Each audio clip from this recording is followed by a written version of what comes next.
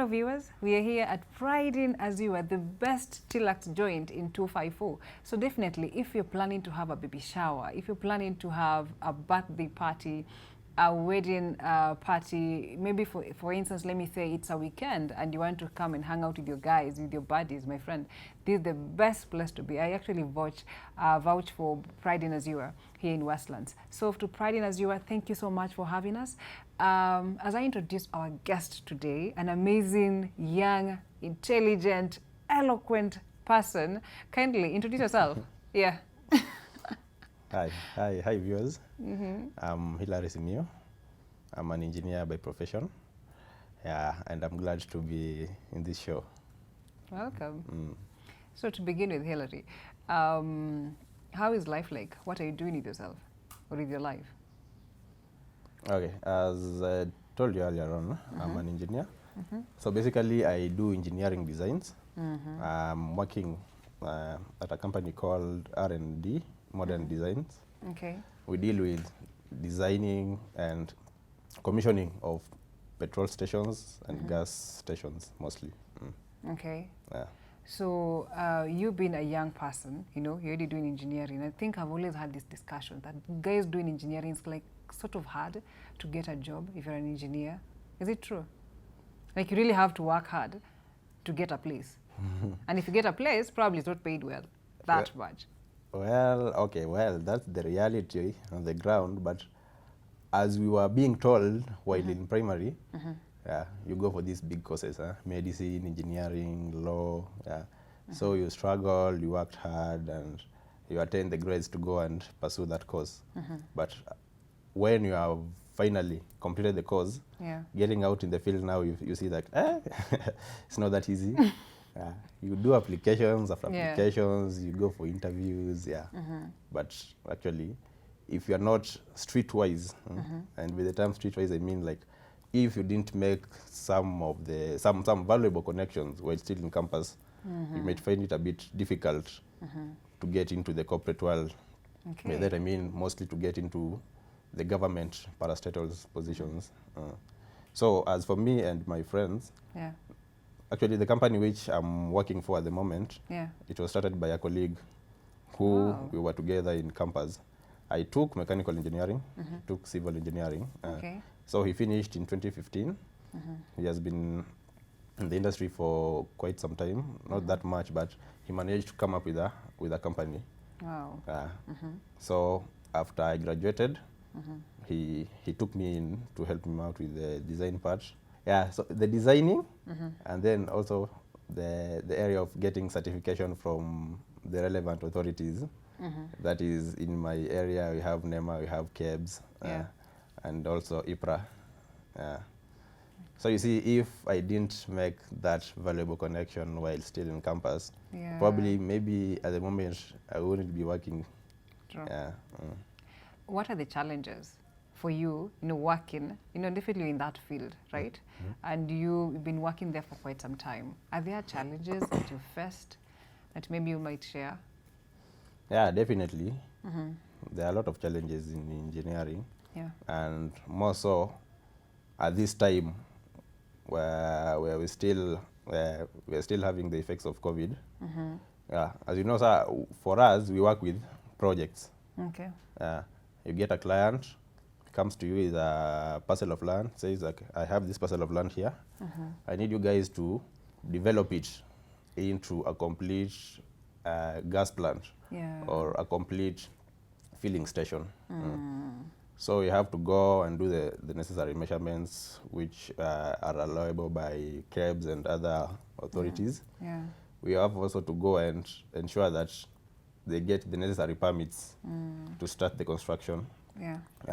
So you see, the problem is we go and do the feasibility studies.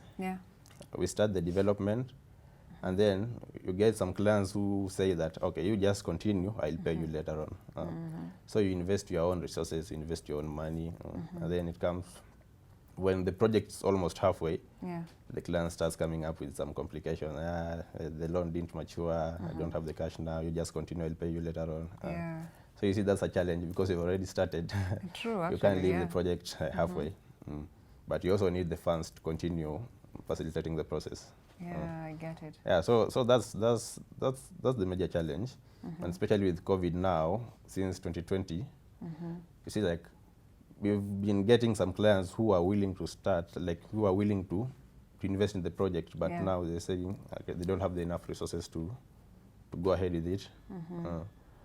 So most of the projects actually at the moment are still on standby due to the effects of COVID.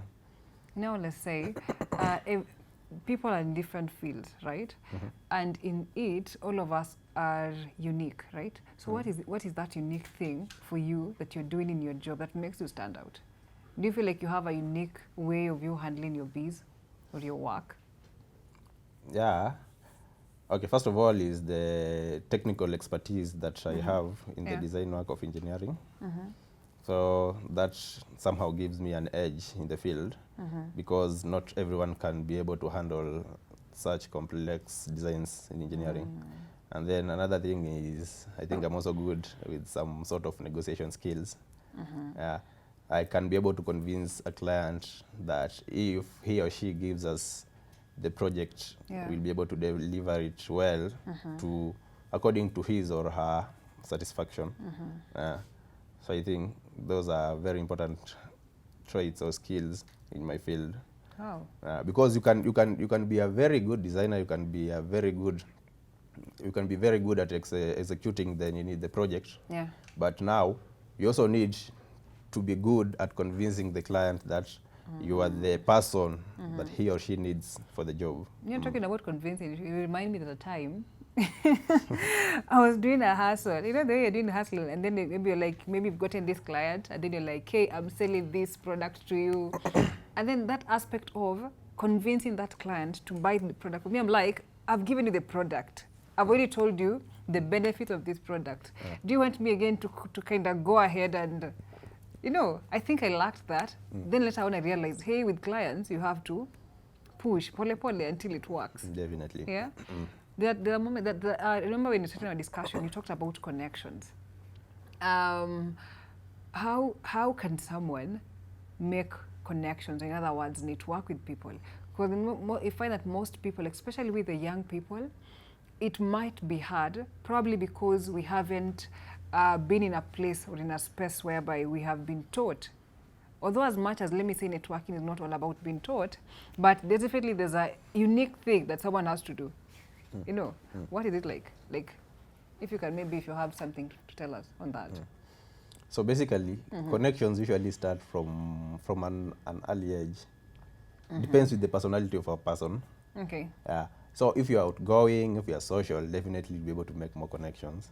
And for me, having been in politics at campus level, I was able to interact with many different people, both in campus and outside, because you had to link the students to other leaders outside there. And by doing so, you're able to connect with them. And for you to make meaningful connections, you also have to show the person who you want to link up with that you have something of importance that they might need either at that moment or later on. Okay. So it's like they're asking, what are you bringing on the table? So you also have to have something which will be beneficial to them before you can seek some help from them. Okay.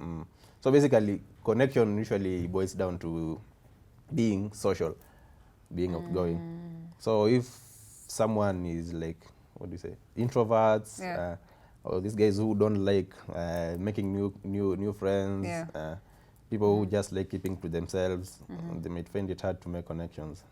I get it. You know, in society, you always have this, I'll say, what?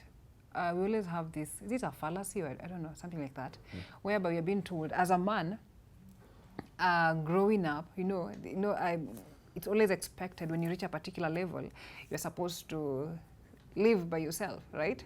Maybe it's, let me say, in other words, transition from maybe you're living with your parents, now it's time for you to go out and live alone, okay? I've heard of stories whereby some men decided to maybe start living on their own immediately when they get into campus. Others after campus. Others maybe when they're getting married.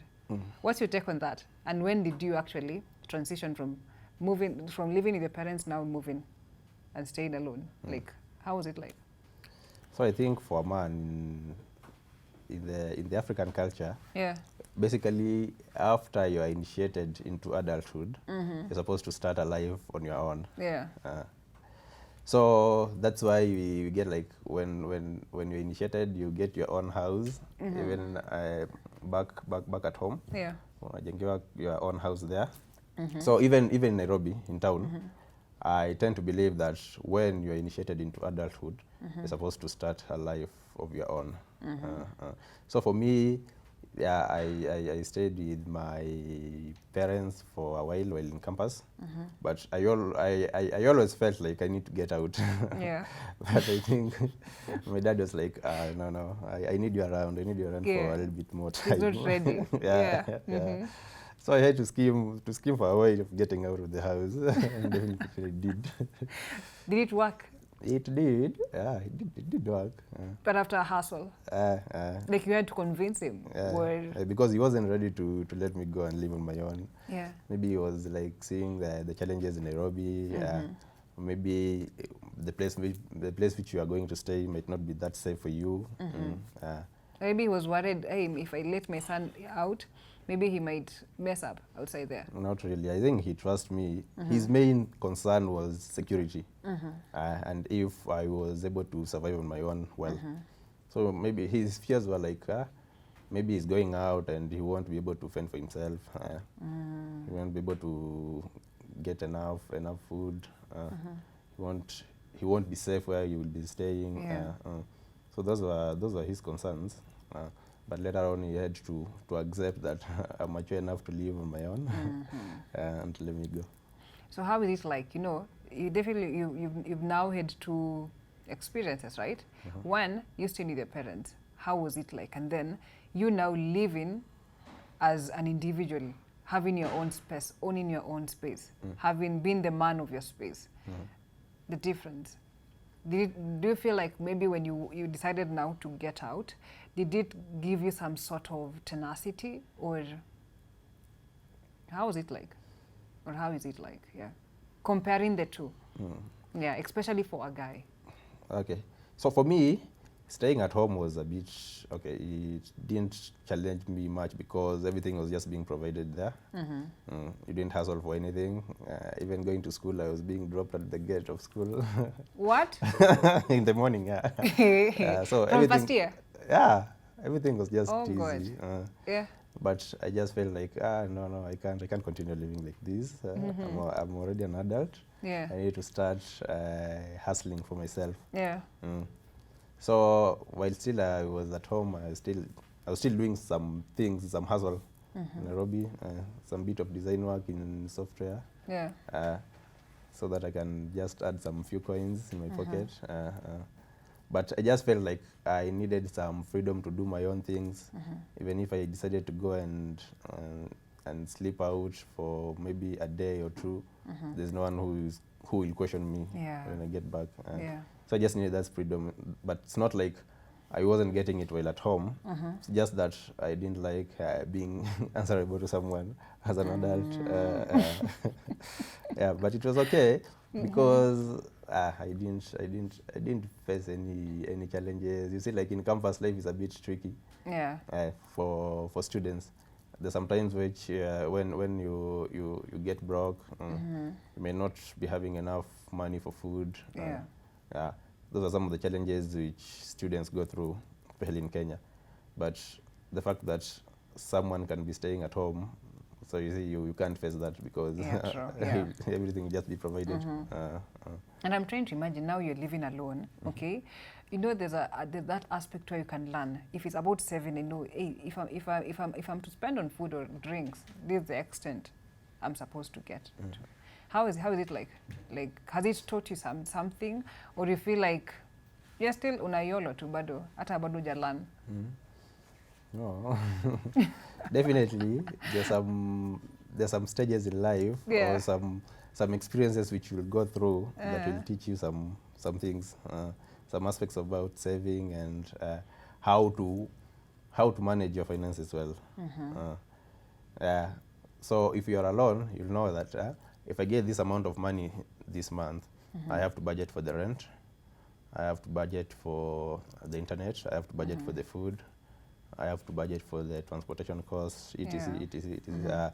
So you will, when you get the salary or the money from whatever hustle you're doing, you have to split it into the basic needs that you have to be paid for, and the remainder now you can think about the parties and all that. Enjoyment.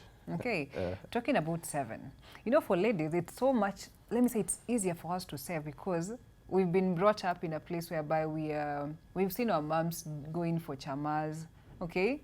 So I'm not sure if for guys, you guys also have chamas. Do you guys have chamas? Yeah, definitely. I've never heard of a guy's chama. How does it even operate? Like, how does it work? I think just have different names for it, but okay, what name do you guys call it? Yeah? What name do you guys call it? I've never heard of a men's chama. So you see, they have different names depending with the different groups. Oh my God. So how does it work?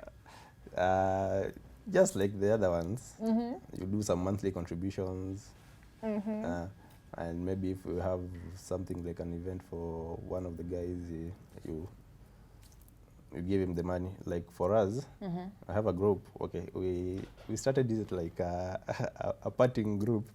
Okay. We used to do road trips to Nakuru. Okay, the first one was road trips to Nakuru. So we named the group Max Vegas. So in the group, actually, at the moment, I have a friend who is planning to wed. Who is planning to wed in June. So we have been with him. We have supported him through the introduction. They call it Koito in Eldoret. Yeah. So we did some bit of contribution. We bought some household items to send them with him as he went to visit his in-laws. And also, so we have another guy who is also planning to do a housewarming. He did a construction back at home. So we're also doing some bit of contribution to help him with it. So you see, it's something like a chama, sort of. Yeah. But it's not that one that we remit like the cash to individual guys every month. But in case someone has an event, we come together and do some contributions towards it. Wow. So in other words, also you guys mejipanga. Yeah. Yeah.